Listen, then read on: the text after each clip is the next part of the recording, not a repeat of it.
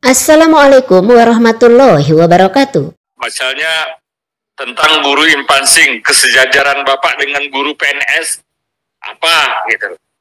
Kawan-kawan yang mungkin belum mengikuti ini apa gitu. Ini yang seharusnya kami harapkan tadinya.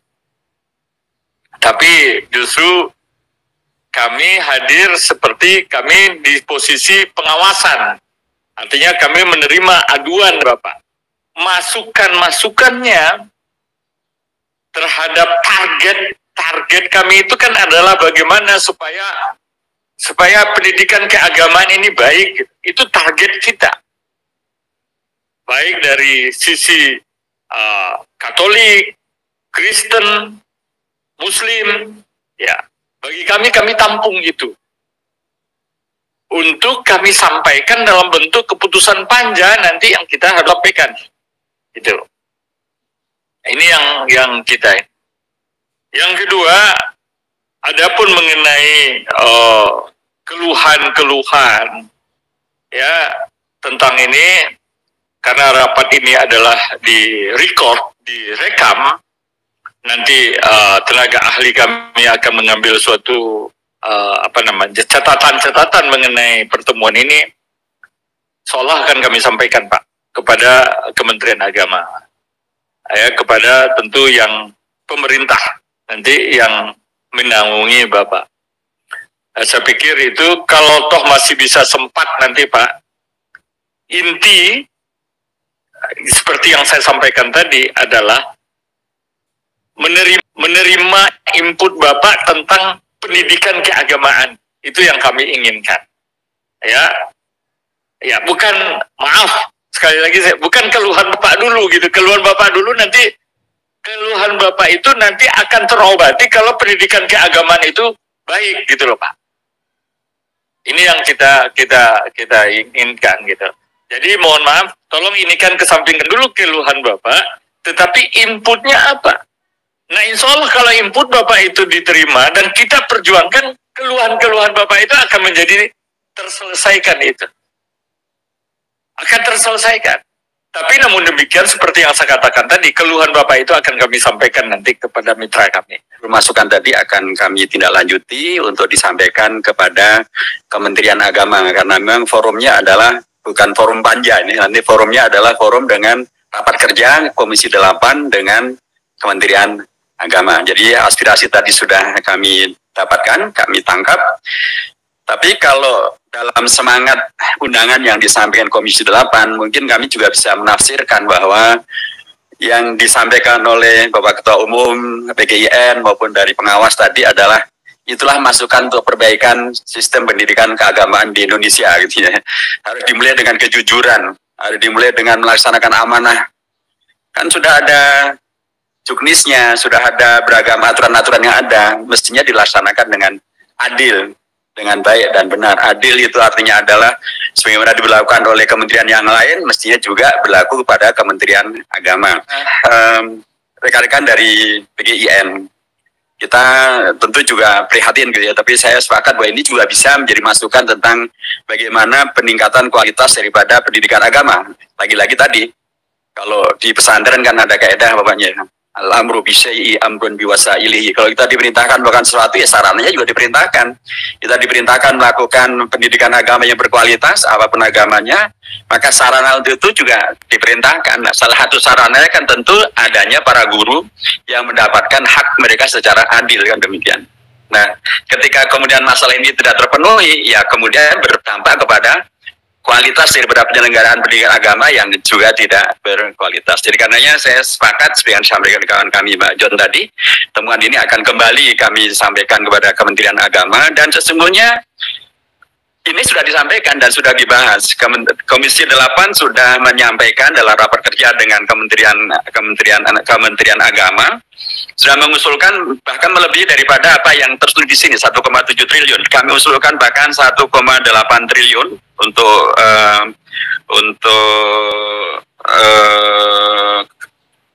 sebentar saya bacakan.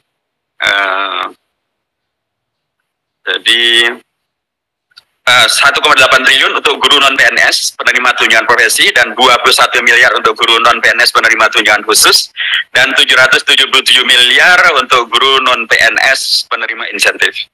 Itu sudah secara resmi kami sampaikan dalam rapat kerja dengan Kementerian Agama.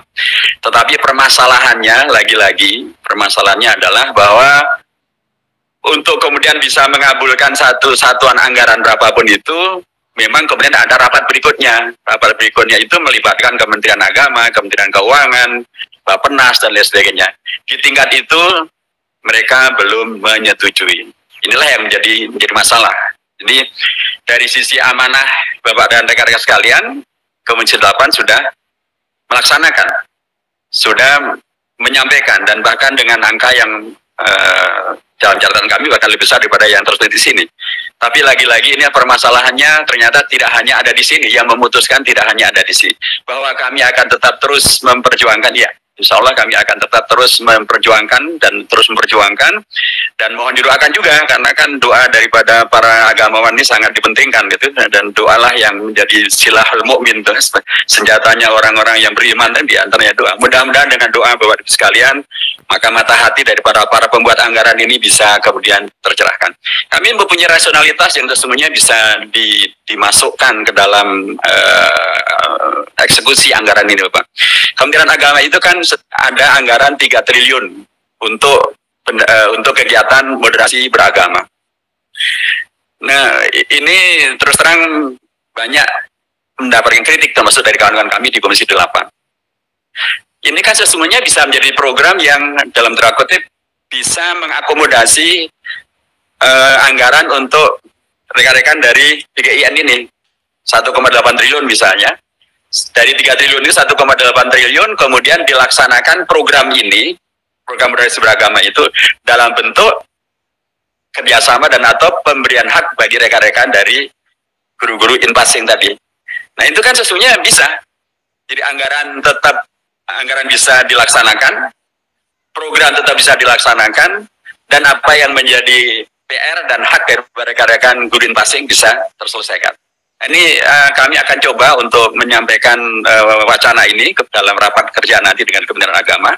Mudah-mudahan akan mendapatkan penerimaan. Artinya sesungguhnya anggaran dari Kementerian Agama masih sangat mungkin untuk kemudian kita bicarakan yang lebih efektif untuk meningkatkan tujuan daripada pendidikan keagamaan. Kalau tadi misalnya tentang masalah moderasi beragama misalnya, di antara moderasi beragama itu kan pemenuhan hak-hak semuanya.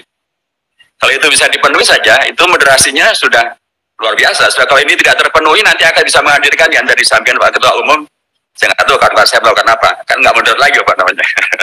Tapi kalau kemudian hak ini dipenuhi, moderasi dengan sendirinya terlaksana. Moderasi yang terjadi pada para guru, itu akan berdampak kepada pengajaran yang moderan, output yang moderan, keteladanan guru yang moderan, dan lebih efektif menghadirkan kegiatan moderasi beragama yang lebih jelas dan lebih konkret. Mengenai in-passing, ini juga hal yang hampir setiap saat kami diskusikan di Komisi 10. Jadi keterlambatan in-passing, belum terpenuhinya in-passing, itu sama. Supaya kita tidak terlalu kemudian seolah-olah kita merasa hampir semua hal kita tidak dikalahkan oleh yang di bawah Kemendikbud. In-passing problemnya sama dengan guru-guru di bawah Kemendikbud. Masih ada hutang yang banyak kalau itu dianggap hutang, tapi persoalannya adalah regulasi yang kemudian tidak memungkinkan in-passing ini bisa diberikan secara keseluruhan.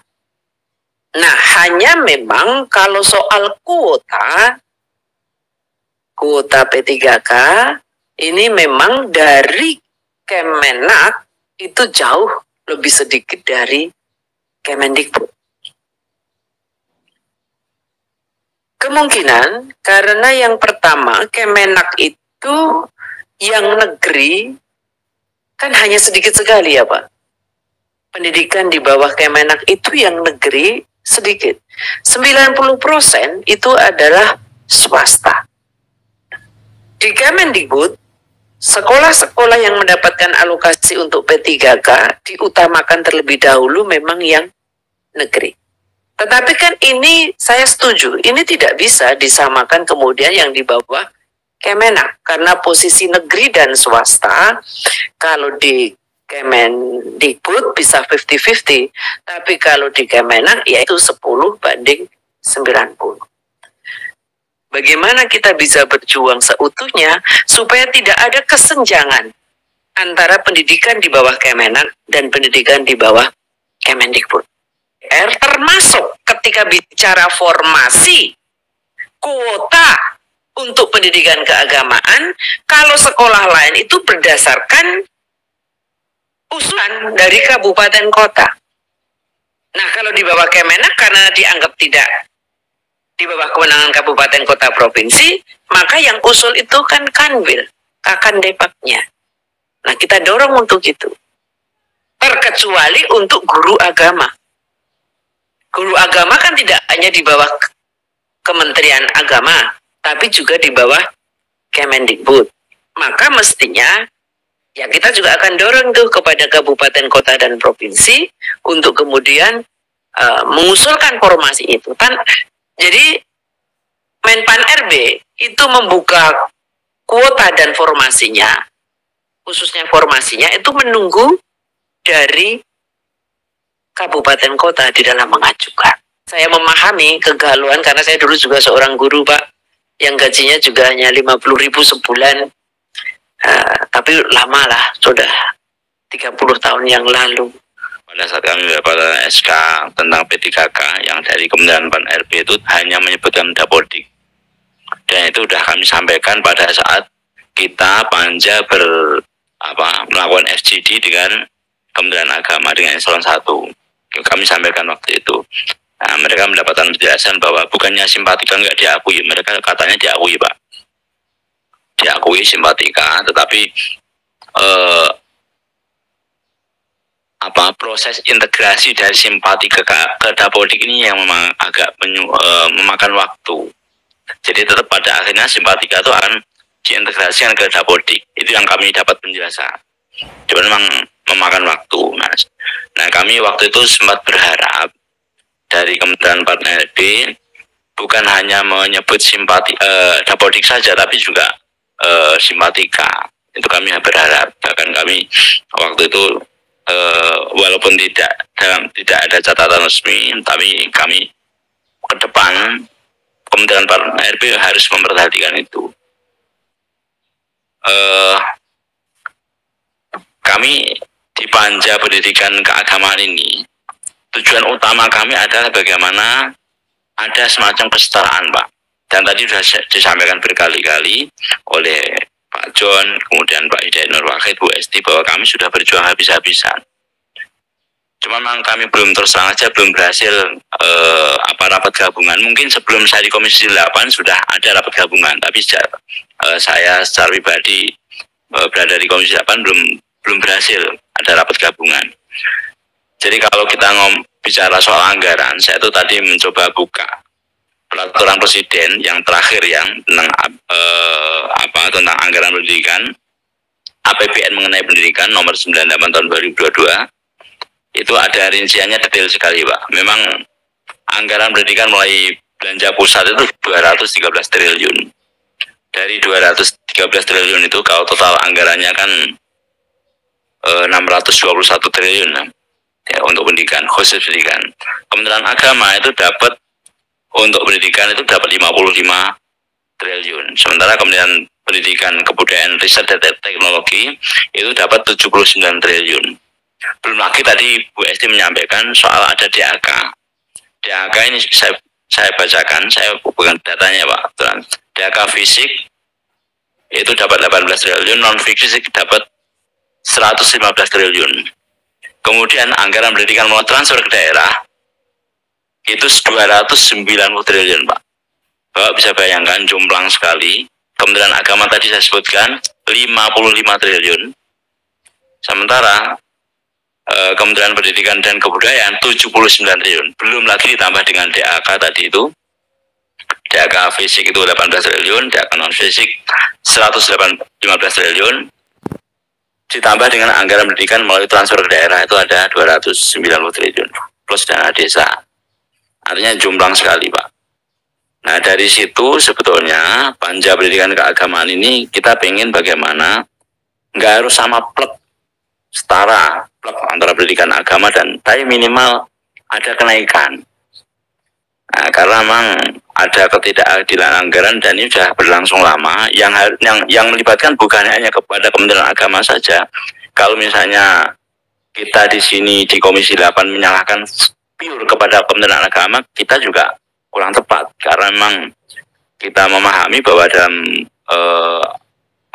model pembahasan anggaran ini tidak murni antara one on one antara Komisi 8 sama Kementerian Agama saja. Kita harus melihat pada Kementerian Keuangan, kemudian Bappenas dan yang lainnya. Dan teman-teman badan anggaran di Komisi 8 ini juga sudah berjuang mati-matian. Nah, sehingga ya kami mohon dukungannya dan mohon masukannya. Misalnya kami ambil contoh, kenapa kok anggaran kemarin waktu bulan Januari itu kami sudah mengusulkan supaya 1,7 triliun itu kami ingin usulkan kepada Raker, dan tadi sudah dijawab oleh Pak Zainul Wahid sudah mengusulkan bahkan 1,8 triliun. Nah, itu kadang-kadang sering terjadi, Pak, selalu kurang di Kementerian Agama. Karena faktanya begitu, Pak, hanya 55 triliun, selalu kurang. Jadi berapapun uang yang akan kami naikkan itu selalu kurang. Dan mungkin penempatannya di sana selalu ini kurang, itu kurang, sehingga tadi terjadi misalnya dari perguruan yang guru impasing yang satunya tadi selalu mengalami keterlambatan atau mungkin selisih. Itu selalu kurang, Pak. Berapapun yang kami tambahkan anggaran di Kementerian Agama itu selalu kurang. Itu yang terjadi begitu. Nah, ini mungkin kami berharap dari apa yang Bapak berikan masukan tadi, sekecil apapun, itu bukan hal kecil ya, hal besar ya, itu masukan berharga bagi kami. Misalnya soal tidak dimasukkannya tadi, jadi di Juknis yang tanpa memperhitungkan masa kerja yang bersangkutan. Dan nanti kami mohon pimpinan untuk bisa masukkan ke dalam catatan resmi supaya nanti pada saat raker dengan Menteri Agama kita sampaikan ini. Nah, terus kemudian yang kedua soal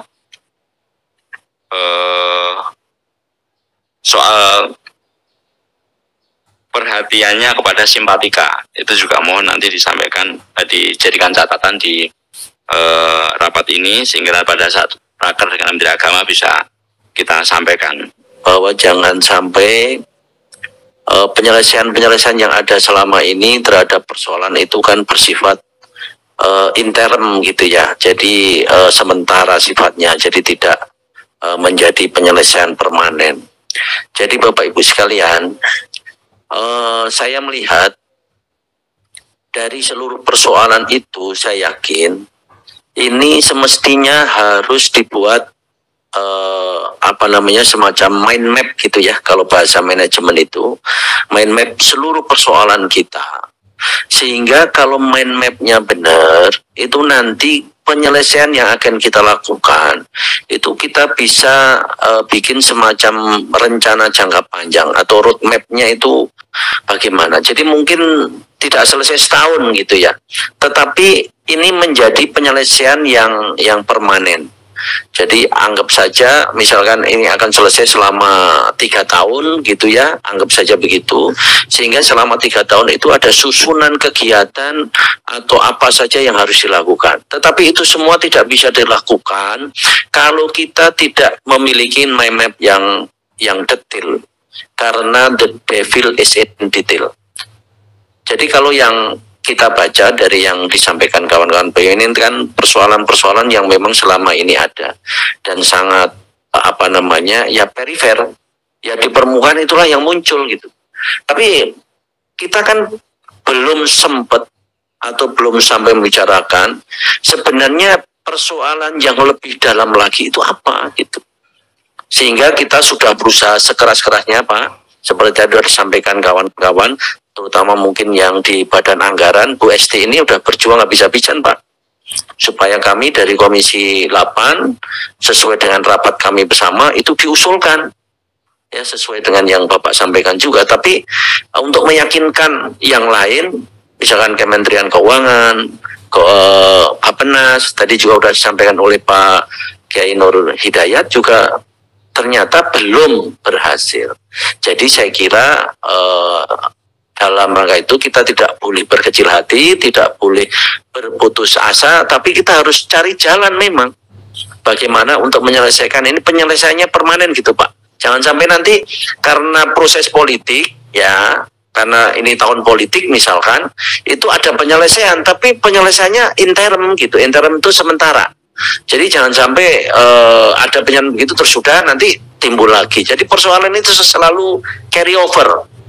Tahun lalu begini, tahun ini muncul lagi, depan muncul lagi gitu. Nah saya kira perlu kerja bareng bersama Pak untuk lebih sublim, lebih dalam membicarakan sehingga kita memiliki peta persoalan, mind map yang lengkap, yang detail ya, berikut data-datanya, kemudian kita nanti sama-sama bikin roadmap. Karena kita pengen betul sesuai dengan niat kami bersama, ada kesetaraan antara pendidikan di bawah istilahnya mungkin Kemenak gitu ya, teknisnya kan di bawah Kemenak, atau pendidikan keagamaan dengan yang ada di Kemendikbud. Itu apa namanya, ya itulah kita gitu, cara kita bekerja begitu. Tentunya panja ini dibuat berdasarkan apa yang sudah kita lihat, kita rasakan bersama, sehingga dibentuklah panja tentang pendidikan keagamaan. Jadi persoalan-persoalan kenapa kita akan memfokuskan pada panja ini, persoalan ini sudah sama-sama kita rasakan. Apalagi dari kawan-kawan dari BKN maupun asosiasi guru selain Islam pun, persoalannya ya memang nyata, dan keluhan ini nyata. Komisi 8 ini sangat merasakan, tapi penjaringan semuanya lebih merasakan karena para pelaku. Dan persoalannya jelas dari dulu sampai hari ini. Tapi kenapa juga tidak bisa terselesaikan? Oh, masalahnya jelas kok tidak terselesaikan. Tadi dari Bapak Pengawas Katolik menyangkut tentang SDM. Ya salah satunya iya. Tapi kemauan dari para pemegang kebijakan ini juga sangat penting. SDM-nya mampu, tetapi tidak punya kemauan untuk menyelesaikan, juga tidak akan selesai. Punya SDM, punya kemauan, tidak ditunjang regulasi yang jelas, juga tidak bisa dilaksanakan. Jadi dibentuknya panja ini, kita yang dari Komisi 8, selain kita sudah terbawa inspirasi kita ketika di lapangan, juga ketika kita rapat-rapat dengan jajaran kementerian, menteri maupun dirjen dan direktur, belum bisa mendapatkan kejelasan kapan persoalan ini akan terselesaikan. Oh, sama-sama kita merasa sudah jelas sakitnya di tangan kiri. Dokternya siapapun jelas, tapi kenapa tidak sembuh-sembuh? Betul Pak? Ini sebetulnya. Maka panja ini sebetulnya kami ini sudah tahu sedikit banyak tentang persoalan yang harus diselesaikan, dan kami pun ingin memastikan dan menambah referensi, masukan dan usulan dari Bapak Ibu semuanya, sehingga dalam pembahasan panja dengan Kementerian Agama nanti supaya bisa mendekati sempurna. Kalau sempurna kan tidak mungkin. Jadi dari beberapa persoalan tentang guru saja, ya, guru dari kesejahteraan guru, jumlah kekurangan guru, status guru, dan sebagainya. Satu poin guru saja, saya lihat kok tidak pernah terselesaikan. Dari dulu saya jadi DPRD sampai hari ini, tidak pernah terselesaikan. Dari kesejahteraannya, statusnya, ini baru guru. Belum tenaga yang lainnya, belum dosen yang tidak pernah disebut. Kita akan bicaranya tidak sepotong-potong. dan juga tentang anggaran pendidikan. Yang kita selalu diskusi tentang kesenjangan pendidikan keagamaan dan pendidikan umum. Anggarannya jauh jomplang dan sebagainya. Ya sebatas wacana, kita cerita, kita ngomong. Apa yang menjadi payung hukum dan regulasi bagaimana ini ada kesetaraan, keadilan, meskipun keadilan adil tidak harus sama. Dan juga sarana pendidikan. Yang mana dari sekolah pendidikan keagamaan ini merasa dibedakan dengan sekolah umum yang lainnya. Ini di bawah dari dulu sampai hari ini. Kita dengan Kementerian Agama juga selalu menyampaikan, tapi nggak pernah ada ujungnya.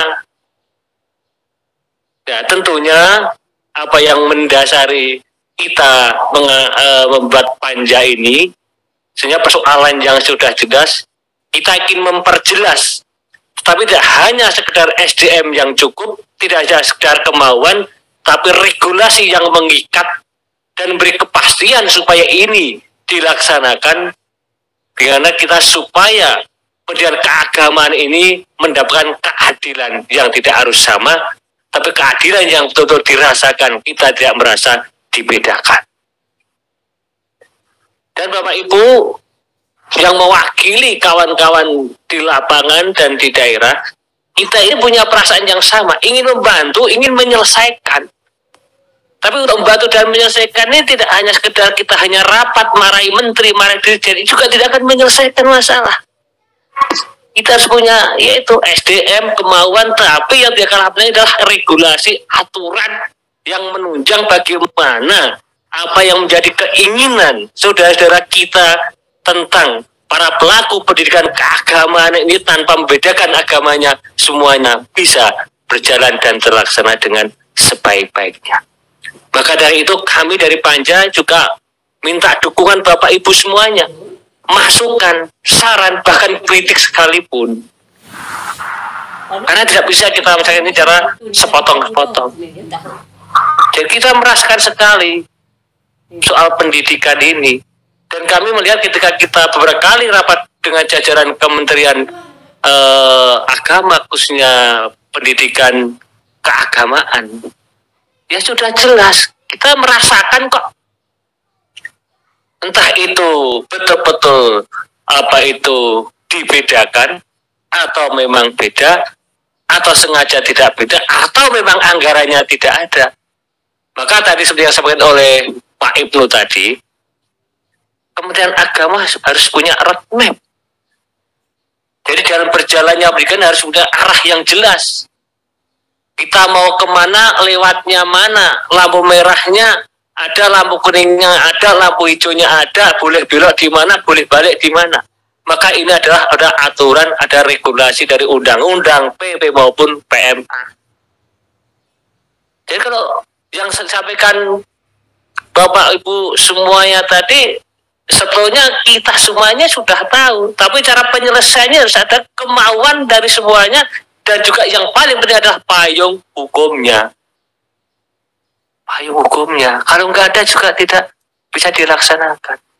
Maka kami akan menegaskan nanti dalam panja ini, dalam rapat dengan Kementerian Agama, meskipun nanti tidak mungkin tidak melibatkan dan kementerian yang lainnya, termasuk Kementerian Keuangan, PAN-RB, tidak mungkin, pasti melibatkan.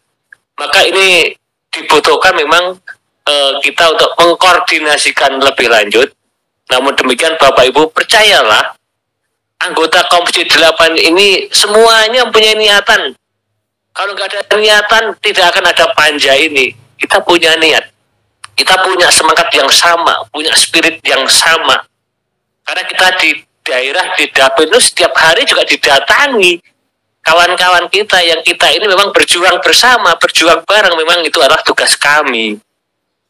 Jadi kadang kita marah dengan dirjen, marah dengan direktur, demi siapa? Ya demi rakyat, demi Bapak Ibu semuanya. Gak ada kita rapat dengan dirjen soal urusan pendidikan agama ini kita santai-santai. Enggak Pak, kita bahkan mungkin ngomong Komisi 8 ini galak sekali.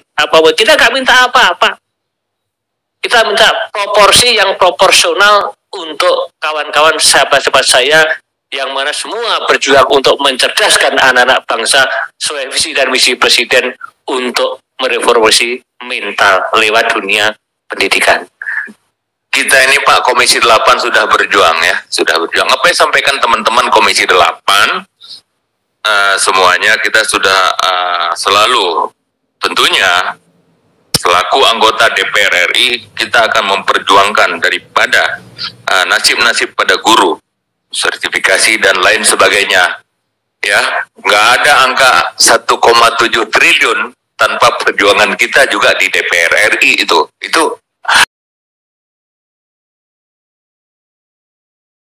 masih dibanggar Pak. Ya, kalau orang Medan bilang berdiri duduk ya, untuk memperjuangkan nasib-nasib guru ya yang sertifikasi, impasing dan lain sebagainya. Jadi tentunya ada sesuatu yang tidak klik ya, seperti apa yang Bapak katakan, satu kali tanpa memperhitungkan masa kerja yang bersangkutan. Itu mungkin salah satu benang kusut ya. Begitu juga apa yang menjadi harapan adanya rapat gabungan dengan Kemenak, Kemenkyu, Kemenpan RB, BKN dan Bappenas. Ini tentunya menjadi harapan dari bapak-bapak dan ibu-ibu semua pada guru-guru impasing. Tapi insya Allah ya, tadi sudah dirangkum begitu banyak oleh teman-teman kita dari anggota DPR RI Komisi 8. Tentunya saya cuma menambahkan bahwa kita akan memperkuat ini semuanya. Mudah-mudahan ini tidak menjadi sesuatu problem yang terlalu lama dan terlalu-lalu. Insya Allah ya, mudah-mudahan dalam waktu singkat ini semua bisa dapat terlaksana baik, dan apa yang menjadi harapan daripada guru-guru impasing ke depannya bisa dapat terwujud. Demikian apa yang bisa saya sampaikan, semoga ada manfaatnya. Wabillahi taufiq wal hidayah. Wassalamualaikum warahmatullahi wabarakatuh. Salam Indonesia.